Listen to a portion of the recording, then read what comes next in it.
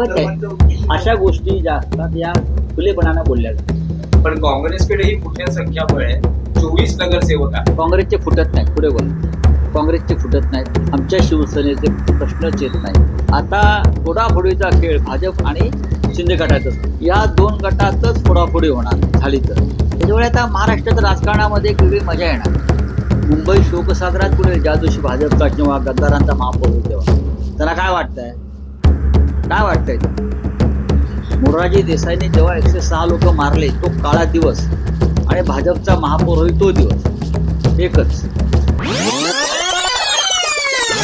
बघा, या वृत्तपत्रातल्या बातम्या आणि एकमेकांवर दबाव आणण्यासाठी अशा बातम्या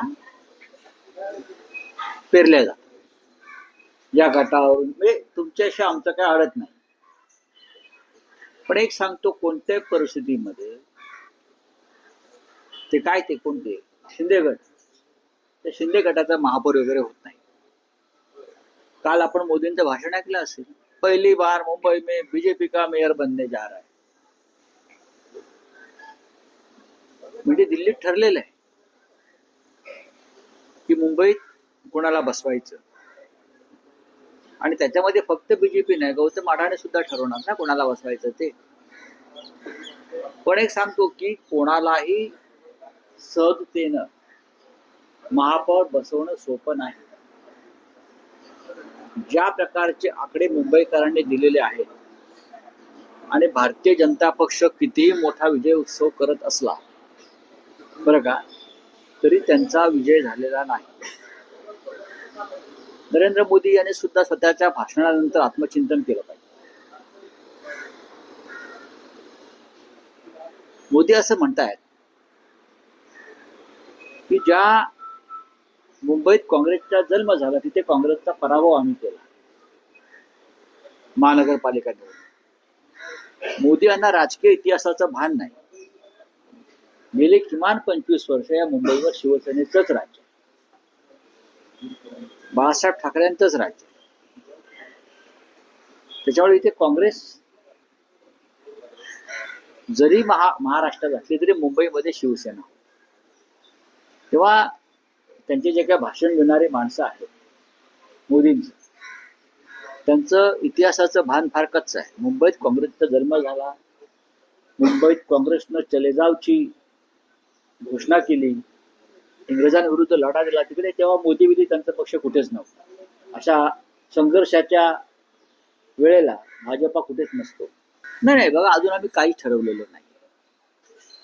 आता आम्ही फक्त मजा बघतो. कोणी पंचतारांकित हॉटेलमध्ये आहेत. आता माझ्या माहितीप्रमाणे भारतीय जनता पक्षाच्या नगरसेवकांना सुद्धा कुठेतरी हलवत आहे. कोण कोणाला घाबरते? सरकार आहे. अहो, सरकार तुमचं आहे. मुख्यमंत्री दावोसला बसून मुंबईकडे लक्ष ठेवतायत नगरसेवकांकडे. म्हणजे मला गंमत वाटते. तिकडे त्यांचं, मी काल असं ट्विट केलं, आपण पाहिलं असेल की प्रधानमंत्र्यांसारखं स्वागत करण्यात आलं. लोक बिक झेंडे विंडे हलवतायत, असे चांगली गोष्ट आहे. एक मराठी माणूस म्हणून जर नरेंद्र मोदी, देवेंद्र फडणवीस यांची देशाच्या पंतप्रधान पदाकडे पावलं पडत असतील, मुंबई जिंकल्यामुळे असं म्हणतात किंवा महाराष्ट्रात जिंकल्यामुळे, तर मराठी माणूस म्हणून आम्हाला अभिमानच आहे. त्यांनी करावं, त्यांनी जावं दिल्लीत, देशाचं प्रधानमंत्रीपदी दावा ठोकावा. महानगरपालिका जिंकल्या, नगरपालिका जिंकल्या, स्वित्झर्लंडला त्यांचं प्रचंड स्वागत झालं. लोक रस्त्यावरती आले, त्यांना झेंडे दाखवत होते. असं प्रधानमंत्र्यांचं स्वागत बेसिकली असं होतं. कोणत्या मुख्यमंत्र्यांचं वगैरे मी अजूनपर्यंत असं पाहिलं नाही, पण ही नवीन प्रथा सुरू झालेली आहे. त्याच्यामुळे आमच्या आशा पल्लवित झाल्या की मराठी पंतप्रधान बहुतेक देशाला मिळतोय. या सूत्रांमध्ये आम्ही विश्वास ठेवतो. बघा की असं आहे की आमचे नगरसेवक जे आहेत हे आपापल्या घरी आहेत. आमच्या नगरसेवकांची बैठक मातोश्रीवरच होते, आणि ते आपापल्या गाड्याने येतात आणि निघून जात आहेत. तुम्हाला तुमचे नगरसेवक डांबून का ठेवावे लागले याचं उत्तर त्यांनी द्यायला पाहिजे. मुंबईतले नगरसेवक तुम्हाला, किंवा कल्याण डोंबिवलीचे नगरसेवक तुम्हाला या पंचतारांकित कैद खाण्यामध्ये डांबून का ठेवावे लागले? आमचे नगरसेवक आपापल्या घरी आहेत. ते रिचेबल की नॉट रिचेबल नंतर बघू, घेऊ द्या ना. त्यांचा आसाराम बापू झाला असेल, श्रीकांत शिंदेचा, जात असतील. हो, कारण सत्ता स्थापनेसाठी बघा, एक लक्षात घ्या, आमचा 11चा गट स्थापन होईल. आमचे 11 नगरसेवक आहेत. मनसे आणि तुम्ही. मनसे स्वतंत्र गट आहे. अच्छा, हा 11 तुमचे आहेत. बरं, 11 आणि 5. आमच्या 11चा गट स्थापन करण्याची प्रक्रिया सुरू आहे. आणि नाही, नाही, स्वतंत्र एक गट स्वतंत्रच गट असतो. स्वतंत्र गट स्थापन करावा लागेल. 2 स्वतंत्र पक्ष आहेत, लक्षात घ्या. आणि त्याच्यावरती आता आम्ही बघू ना, आमच्यामध्ये संवाद उत्तम आहे अजूनही. अशा पद्धतीने नाही नाही, करू द्या ना. त्यांना मदत लागेल अन्य पक्षाची. बघा, अशा मदत वेळेस- म्हणजे असं आहे की शिंदे भाजपचे नगरसेवक फोडण्याचा प्रयत्न करतात. एकनाथ शिंदे हे भारतीय जनता पक्षाचे निवडून आलेले नगरसेवक फोडण्याचा प्रयत्न करत आहेत. आणि हे भाजपलाही माहिती आहे. म्हणजे हे केडीएमसी मध्ये होते. केडीएमसी मध्ये म्हणतो नाही, अर्थात मुंबईत पण ते करू शकतात. नाही, नाही. मुख्यमंत्री आहेत ज्यांचे. बघा, हे असं आहे की मिस्टर एकनाथ शिंदे हे भारतीय जनता पक्षाचे लोह पुरुष आहेत ना. त्यांनी शिवसेना फोडली, त्याच्यामुळे त्यांना जे अमित शहा आहेत ते खांद्यावर घेऊन फिरतात दिल्लीत, ब्लू व्हाईट बॉय म्हणून. आता ते काही करू शकतात. तसं नसतं तर त्यांनी महापौर पदावर दावा सांगितला असता का 29च्या जोरावर का 27च्या जोरावर? कोणीतरी त्यांना चावी देत आहे ना दिल्लीतून. ते कोण? दिल्लीतून एकनाथ शिंदे यांना चावी देणारे कोण? की महापौर पदावर दावा सांगा म्हणून, जेणेकरून भारतीय जनता पक्षाचा म्हणजे देवेंद्र फडणवीस यांचा महापौर होऊ नये. तुमचं पण संख्याबळ पहा ना, तुमचंही संख्याबळ पहा म्हणावं. काय राण्याकडे संख्याबळ आहे का? असेल तर मग थांबलेत का? असेल तर मग शिंद्यांनी लपवून का ठेवले? आणि वारंवार का सांगावं लागलंय भाजपला की आमचे प्रयत्न सुरू आहेत म्हणून? काय आहे, त्यांचं वय झालंय, ते आजारी आहे, त्यांची काळजी घेतली पाहिजे त्यांच्या कुटुंबानं. त्याच्यामुळे चुकीचं विधान ते करणार नाहीत यापुढे.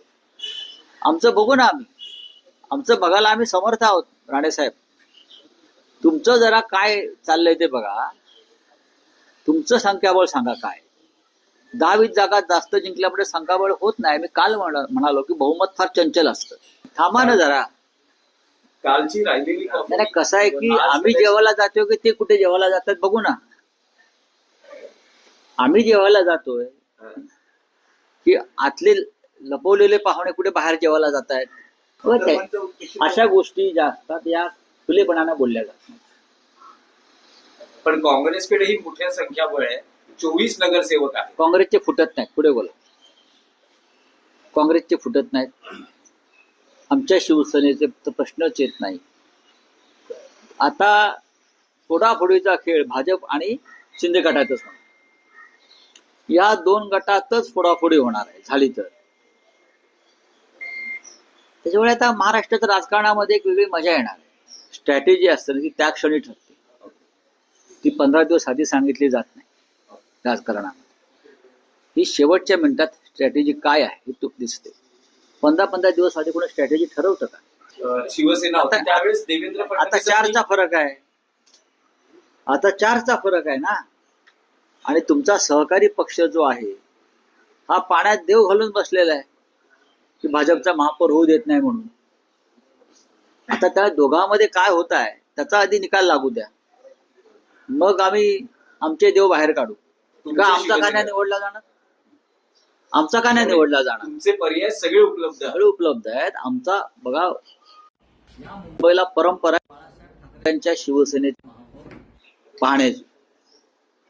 भाजपचा महापौर ज्या क्षणी होईल त्या दिवशी मुंबई शोकसागरात बुडेल. कळलं? मुंबई शोकसागरात बुडेल ज्या दिवशी भाजपचा किंवा गद्दारांचा महापौर होईल तेव्हा. त्यांना काय वाटतंय? काय वाटतंय त्यांना? मोरारजी देसाईने जेव्हा 106 लोक मारले तो काळा दिवस आणि भाजपचा महापौर होईल तो दिवस एकच. मी असं म्हटलं नाही का नाही होणार. मी कुठे असं म्हणणार का होणार? पर्याय बघू ना. तुम्ही कशाला चिंता करता? तुम्ही अजिबात बघू ना. किती दिवस तुम्ही गणित, तुमचे गणितात किती मार्क मिळाले होते 10वीला बघा जरा आधी, आणि मग हे गणित करा. गणित बघू ना. ते गणितावर चालत नाही. बऱ्याच गोष्टी असतात राजकारणात.